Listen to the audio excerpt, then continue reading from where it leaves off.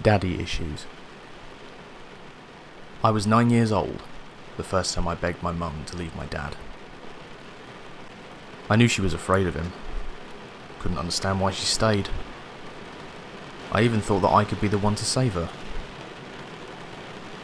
I stopped believing that after the night he killed my little brother.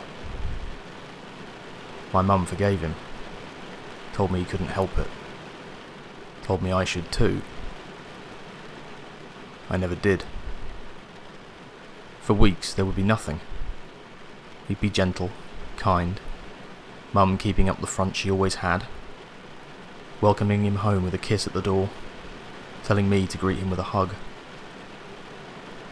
She told me that he couldn't help getting the way he did, that he loved us both deep down, even in those moments.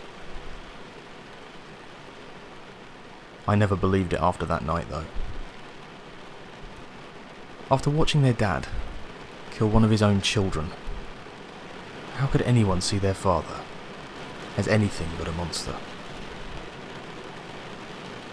It was 2006 when I first went to visit her in the hospital, a few months after I moved out. Dad was by her bed. I pulled my hand away when he tried to take it in his.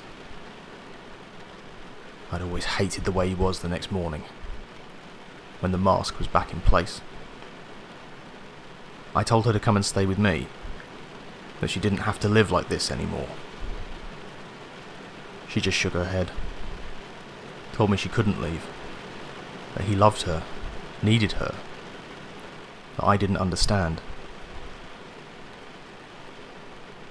The last time I went to see her in the hospital was 2018, bruised and battered. She made me make a promise before she passed,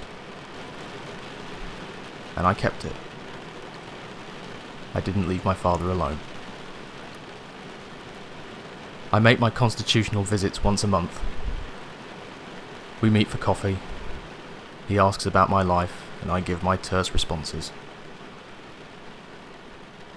I flinch when he smiles, and his teeth shine under his thin lips.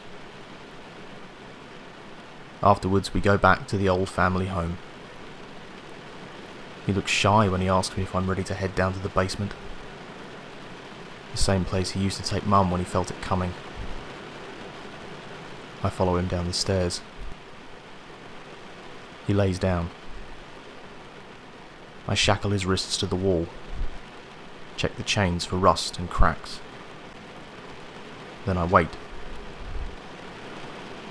Then I watch as he writhes and screams, as his face stretches into a foaming muzzle, as dark, coarse hair sprouts from his withered body, as his ears lengthen and grow pointed, and his fingers twist into claws. I listen as the first howl erupts from his jagged-toothed jaws, and he lunges at me against his bonds. I made a promise. I'll come every month, listen and nod as he tries to pretend that there's a bond between us. I'll pretend that my brother and I didn't wander down into the basement that night 25 years ago, looking for our dad, before Mum knew that ropes weren't strong enough, before she got the chains.